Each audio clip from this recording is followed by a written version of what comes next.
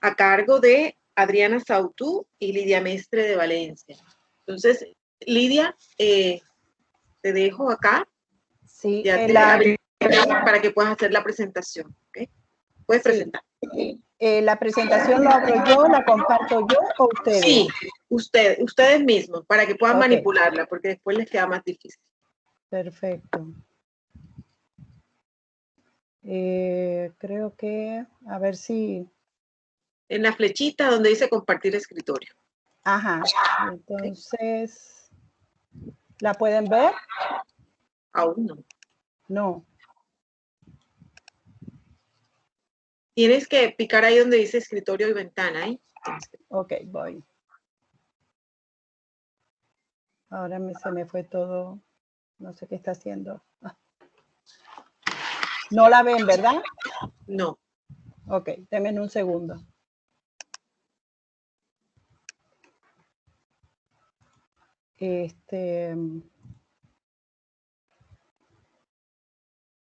Elegir, compartir. Compartir.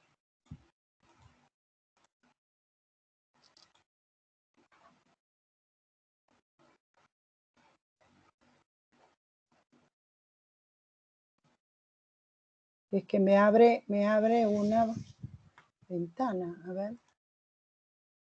Ah, ahora sí, ahí está. Sí. Listo, ahora sí. Adelante. Ahora sí, ok. Bueno, a nombre de Adriana Sautú y el mío, les damos gracias por permitirnos participar y compartir algo que nos preocupa y que es un primer intento de seguir recolectando más datos y tratar de aportar a la educación, justamente, sobre todo a la educación de escolares, a través justamente del manejo de los residuos sólidos. Básicamente, las observaciones que tenemos de hace más de 25 años trabajando en educación formal e informal, pero sobre todo con escuelas oficiales, podemos decir que hay numerosos proyectos. Es impresionante, pero bueno, el tema del reciclaje, por ejemplo, es uno de los proyectos que más se trabajan en las escuelas. Sabemos que implica un esfuerzo enorme de docentes, directivos, estudiantes, pero que también son actividades que, si bien sí están trabajando en el reciclaje, no se aprovecha como se debería dentro de un centro educativo, justamente poder trabajar este pensamiento de orden superior, ¿no? Y es una oportunidad muy valiosa. Y por otro lado, que los proyectos trabajan generalmente en el aspecto actitudinal, o por lo menos ese es el objetivo, sin trabajar a profundidad el pensamiento crítico ni la resolución de problemas. Entonces, voy a seguir con la anterior. En realidad se trabaja un poco más con la forma que con el fondo. Entonces, para eso, y habiendo hecho muchas observaciones y realmente con ejemplos muy concretos, y justamente en los últimos 2 años trabajando el modelo de ejemplos que se trabaja para la educación para el desarrollo sostenible y el enfoque integral de escuelas que propone UNESCO, que es la entidad encargada, digamos así, o la organización encargada del objetivo número 4, que es educación de calidad, donde dice que es fundamental que se incluyan objetivos de aprendizaje de conceptos y habilidades y competencias y actividades en una secuencia lógica donde los estudiantes tengan oportunidad de reflexionar con cada actividad planificada, completando el ciclo del constructivismo.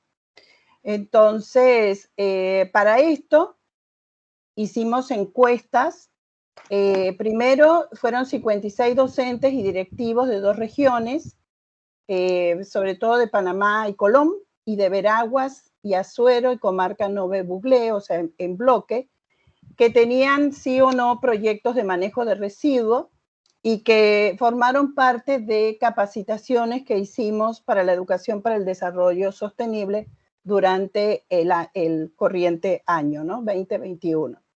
Y también a 37 docentes de escuelas que formaron parte de una capacitación del programa Basura Cero de la Alcaldía de la Ciudad de Panamá. Sobre todo creo que fue en el año 16, 2018 y 2019. Y en las escuelas, en las encuestas, principalmente preguntábamos si tiene o ha tenido un proyecto de manejo de residuos sólidos en la escuela. Se había realizado un diagnóstico antes de iniciar, qué tipos de materiales se reciclaron, han recibido apoyo de alguna ONG, considera que el programa fue exitoso, pondere la experiencia en una lista de aspectos clave del proyecto y cuéntenos su punto de vista en cuanto a este tipo de programas en la escuela. Definitivamente, con el pasar del tiempo, ahora tenemos muchas preguntas más para hacer, para poder aclarar y ahondar más, sobre todo en la hipótesis que tenemos. Con respecto a los resultados de esas encuestas, sí encontramos que hay una diferencia según los sectores. Por ejemplo, el área sobre todo a directores de Panamá y Colón, encontramos que solamente un 13% llevan a cabo proyectos de residuos sólidos, mientras que, por ejemplo, encontramos los grupos de docentes de la región educativa de Panamá Norte, donde la mayoría, o donde hay una gran parte de ellos hacen proyectos de reciclaje. Pueden existir varias razones. Panamá Norte, muchas escuelas de Panamá Norte son parte y tienen el apoyo de ONGs o de instituciones como, por ejemplo, el Canal de Panamá, que ha trabajado con estas escuelas durante muchísimos años. Entonces, se genera ahí un vínculo, una alianza. Los educadores, aunque no todos, pero sí la región de Panamá Norte es una región educativa bastante reciente que se separa de la de San Miguelito. Y ahí hay un cuerpo, digamos así, de docentes ambientalistas muy interesantes, muy organizados, y muchos quedan del lado de Panamá Norte. Pueden ser las explicaciones de por qué, ¿no? Con respecto a si preguntábamos si había diagnóstico, el 54% contestaron que sí habían realizado un diagnóstico. Pero cuando uno ahonda un poco en las prácticas, definitivamente no es un diagnóstico profundo sobre, por ejemplo, cuánto se origina, dónde se origina, qué caracterizar el tipo de desechos. Entonces es muy difícil para ellos poder, durante estas prácticas, poder medir realmente resultados, ¿no? Y teniendo en cuenta también que hacer diagnósticos, incorporándolos como una práctica pedagógica, es una práctica, digamos así, o una estrategia muy, muy valiosa para poder desarrollar el pensamiento crítico, analítico, etc. ¿Qué resultados obtuvimos? Bueno, se considera que el programa fue exitoso. Digamos que la mayoría dijo que parcialmente fue exitoso. Y tal vez una de las razones es porque se planifica poco, se se hace más como una actividad muy mecánica, más que realmente medir resultados, y porque hay situaciones que complican la recolección, la separación y al final el traslado o el transporte de esos desechos. ¿Tuvieron apoyo de alguna ONG, institución en el programa? Definitivamente sí, pero muy pocos, y esa es tal vez una de las características que es lo que más ayuda a justamente generar o producir ese éxito esperado. Con respecto a este cuadro, ellos analizaron o clasificaron algunos aspectos del programa, como por ejemplo la correlación con las asignaturas con el programa oficial de Meduca. Si bien los resultados aparecen como muy optimistas, podemos decir que fueron lo menos, digamos así, lo menos exitoso fue justamente, o lo que menos se pudo hacer fue correlacionarla, ¿no? Y también el costo-eficiencia, y creo que el acopio de materiales fue tal vez las partes más críticas de todo el proceso. Con respecto a la conciencia creada con el personal docente, tal vez no es, digamos así, aparecen la parte o un porcentaje malo y muy malo, porque muchas veces son algunos maestros o un grupo de maestros o un maestro, un docente dentro de una escuela, y digamos así, es un proyecto del maestro o de un grupo y no es un proyecto realmente del centro, y entonces a veces no se genera una conciencia a nivel completo del centro educativo, ¿no? Y con respecto a la conciencia creada en el alumno, si bien se generan actividades con mucha participación, divertidas, si podemos así, con mucha motivación, pero realmente no se mide, están enfocadas hacia un cambio de actitud, pero cuando vamos a buscar no hay una medición sobre ese cambio de actitud. Entonces quedan siempre dudas en el medio, y en esta es una de las áreas que queremos profundizar mucho más, ¿no? Con respecto a la variedad de materiales, por ejemplo, papel, latas, plástico y Tetra Pak es lo que más hay, pero también reciclan o recogen baterías y cartón. Muchas veces el valor que pueda tener en el mercado es fundamental. Muchas veces también tiene que ver con la cantidad, con el tipo de desechos o residuos que se generan dentro de la misma escuela. ¿Qué detalles positivos señalan los docentes? Bueno, el que más señalan y definitivamente es el crear conciencia, o un énfasis en el producto o medio para crear conciencia. O sea, una cosa es crear conciencia y otra cosa es yo hago algo que creo que crea conciencia. Entonces,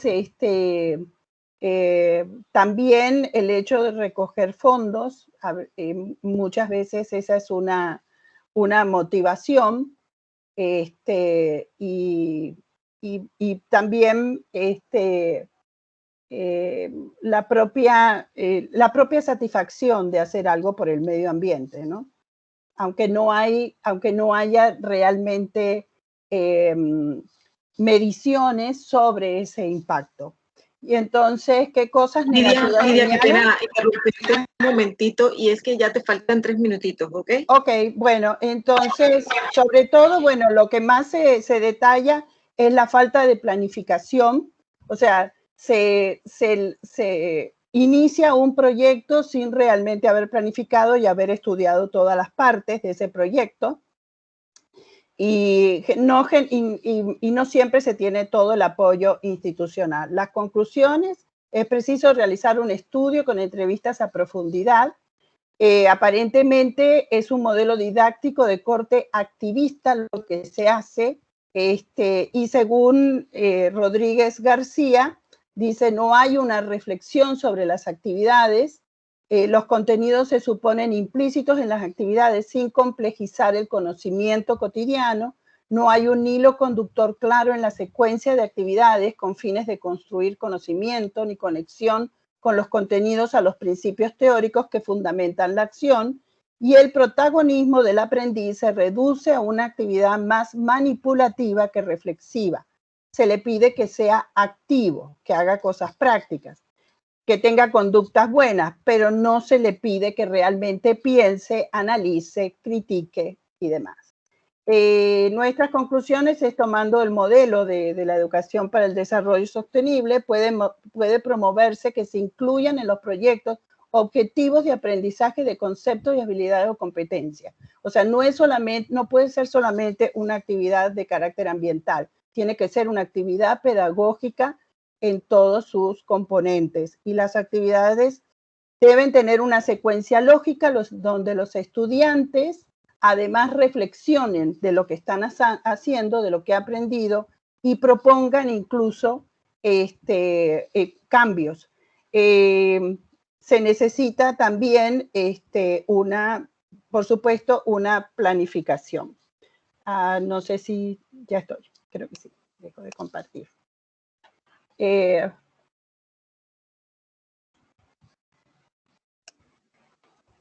¿Listo, Lidia? Sí. Muchas gracias por tu presentación. Ahora tenemos un espacio de 5 minutos de pregunta para los que deseen hacer alguna consulta.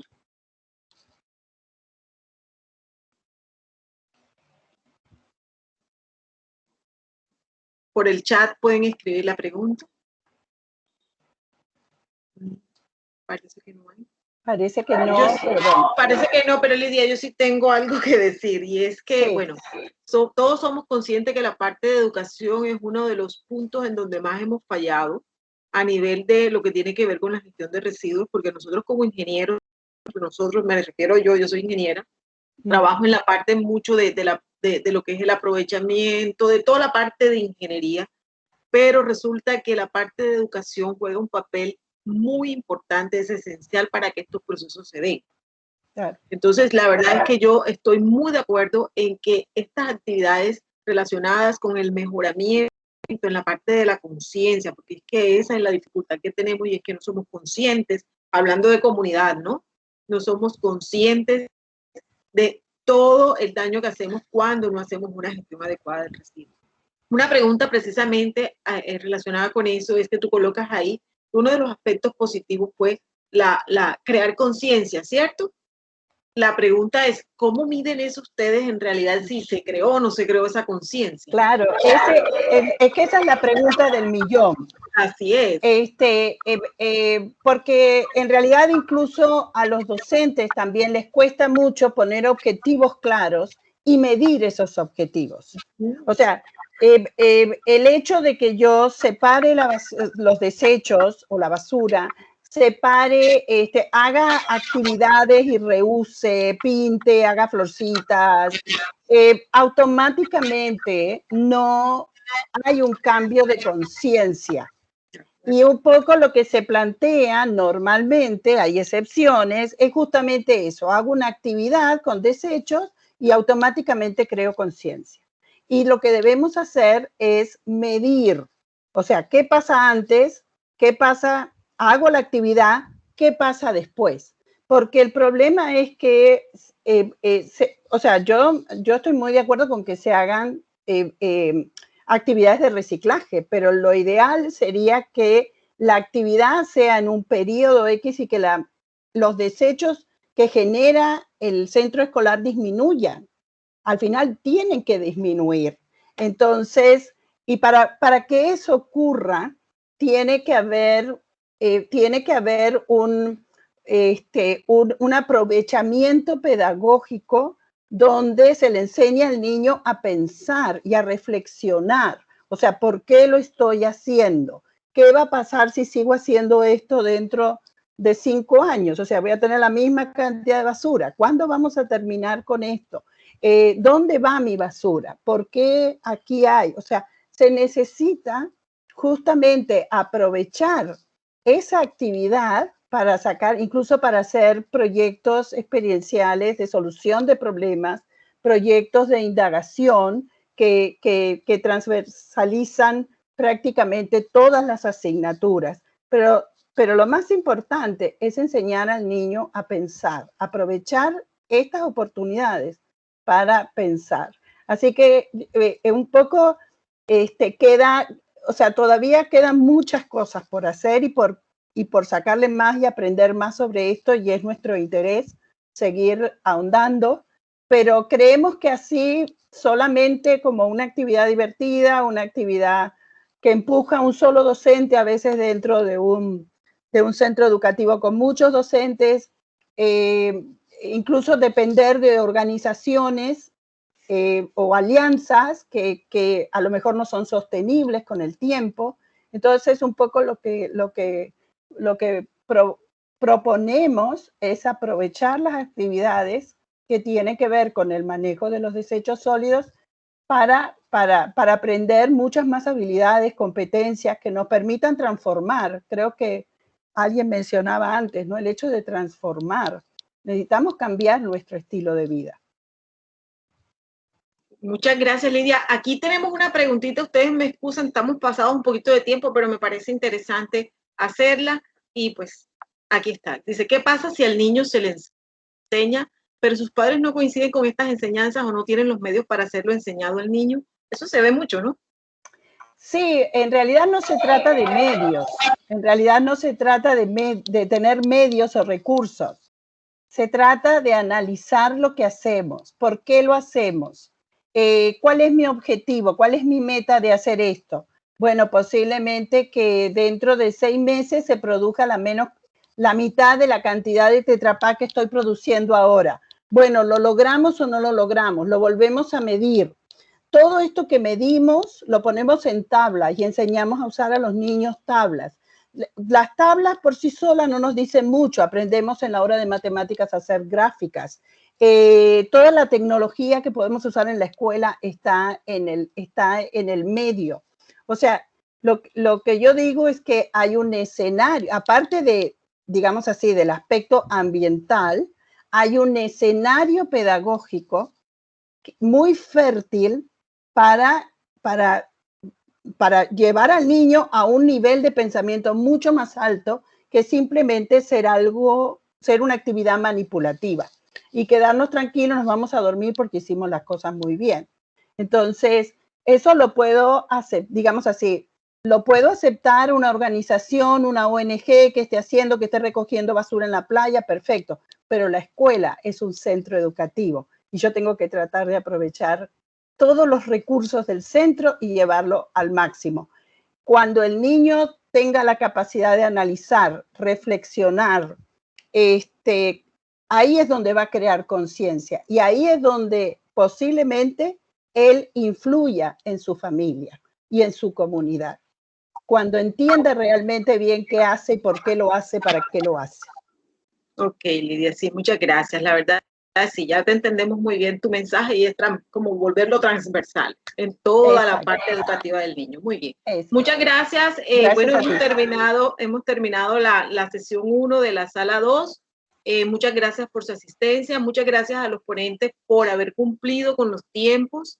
Eso es muy valioso para el grupo organizador del simposio. Nos vemos en la sala, en la próxima sesión, creo que es a la 1:10 de la tarde. Que tengan feliz día.